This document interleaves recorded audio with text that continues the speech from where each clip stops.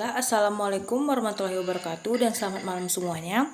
Saya di sini akan mempresentasikan hasil diskusi saya yang berjudul Pengaruh Waktu Kontak dan Laju Pengadukan terhadap Absorpsi Zat Warna pada Air Gambut menggunakan absorben limbah Biosolid Land Application Industri Minyak Kelapa Sawit. Ini merupakan tugas UAS absorpsi saya. Di sini saya sendiri yang akan mempresentasikan hasil diskusi saya dengan nama Hidayatul Fauzia dengan NIM 2007-11399 dari S1 Teknik Kimia. Baiklah, selanjutnya saya akan membahas terkait pendahuluan. Air gambut itu merupakan jenis air permukaan yang mengandung bahan organik alami natural, organic matter atau NOM, sehingga menyebabkan air berwarna kecoklatan, berasa, dan berbau.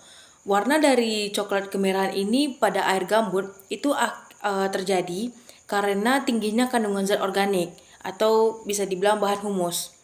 Nah, untuk mengatasi air yang berwarna kecoklatan dan kemerahan tersebut, dilakukannya pengolahan air gambut dengan proses absorpsi. Nah, metode absorpsi ini termasuk efektif sehingga menghilangkan logam-logam berat yang terkandung dalam air. Dan dilakukannya proses absorpsi inilah proses ini cukup bisa dibilang relatif mudah dan murah juga. Nah, penelitian ini bertujuan untuk mempelajari kapasitas absorpsi dengan variasi kecepatan pengadukan dan waktu kontak terhadap penurunan zat warna, dan juga mempelajari efisiensi penurunan zat warna dengan menggunakan biosolid sebagai absorbennya, serta mempelajari pengaruh kecepatan pengadukan dan waktu kontak terhadap penurunan zat warna pada air gambut. Nah, selanjutnya metode penelitian. Bahan-bahan yang digunakan dalam penelitian ini tuh ada Biosolid Land Application Industri Minyak Kelapa, ada air gambut, ada larutan asam fosfat atau H3PO4, dan juga itu tuh digunakan sebagai aktivator. Sedangkan larutan Na2SO3 itu digunakan 0,1 N.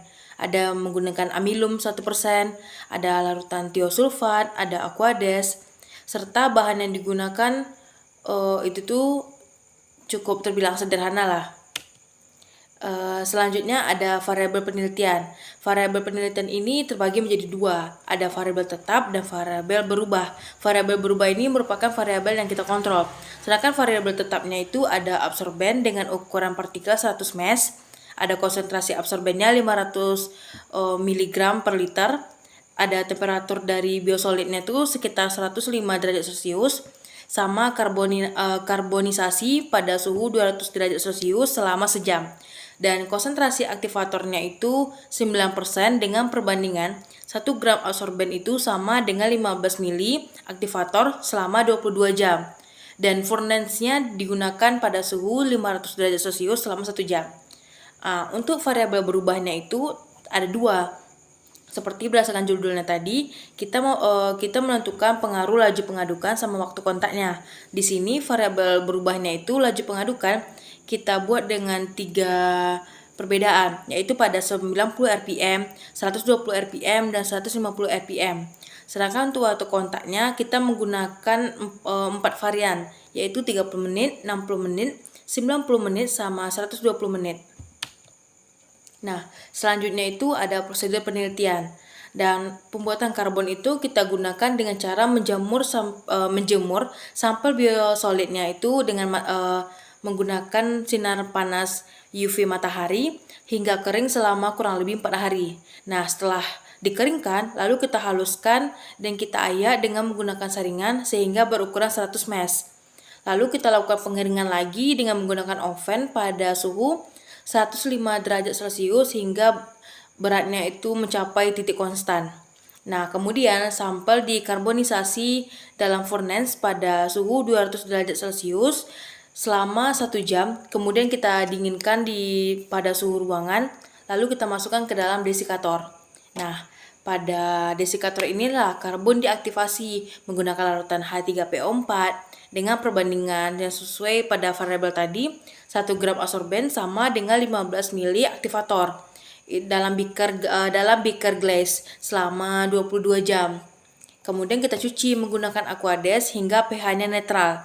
Lalu kita saring menggunakan kertas saring Whitman 41. Bisa juga sih menggunakan kertas saring yang lain. Dan selanjutnya barulah karbon itu diaktifasi dan dipanaskan.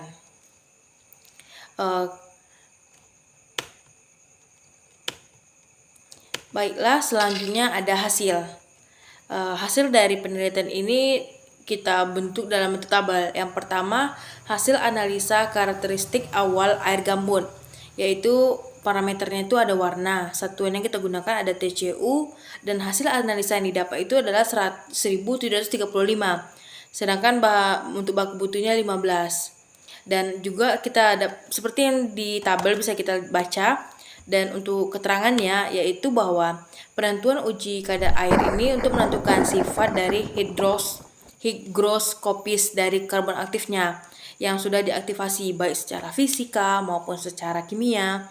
Dan nilai uji kadar air yang didapat itu telah memenuhi standar, yaitu maksimalnya 15%.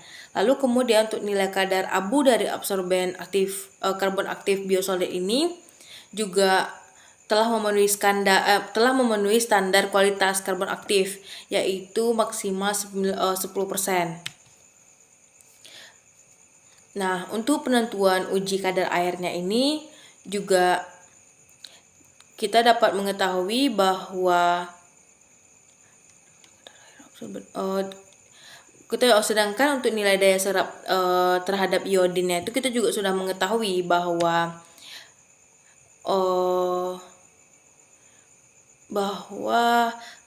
telah diketahui bahwa kemampuan karbon dalam menyerap warna itu bisa dilakukan. Selanjutnya itu ada pengaruh laju. Selanjutnya itu dari gambar bisa dilihat grafik dari pengaruh laju pengadukan. Penjelasannya yaitu bahwa pada gambar pertama yang bisa dilihat itu bahwa kapasitas absorpsi zat warna tertinggi dicapai pada laju pengadukan 150 rpm dengan waktu kontaknya yang 90 menit sebesar 238.400 mg per gram absorben.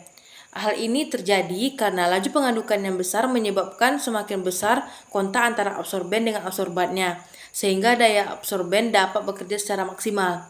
Nah, kemudian terjadi penurunan kapasitas absorben terhadap warna pada laju pengadukan 150 rpm. Itu terjadi karena kemungkinan konsentrasi absorban itu tidak dapat berinteraksi dengan absorben pada waktu kontak 120 menit karena molekul-molekulnya itu secara tidak berkeseluruhan berikatan dengan sisi aktif dari absorbennya. Itu terjadi mungkin bisa jadi karena kejenuhan pada absorbennya sehingga sebagian absorben melepaskan absorbar dan terjadinya penurunan pada kondisi optimum.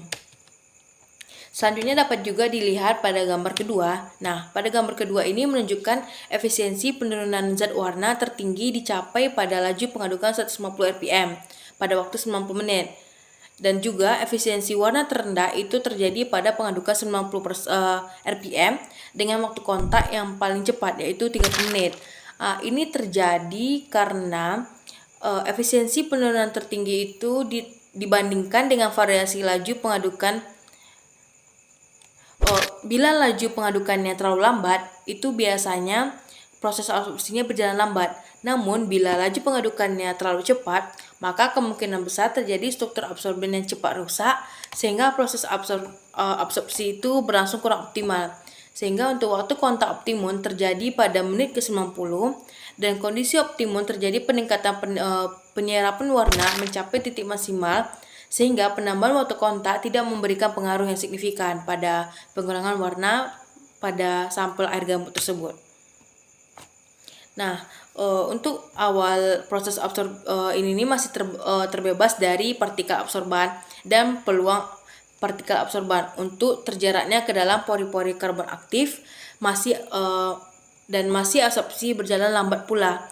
Namun bila laju pengadukannya cepat, itu terjadi absorben yang cepat seperti yang sudah saya bahas sebelumnya, sehingga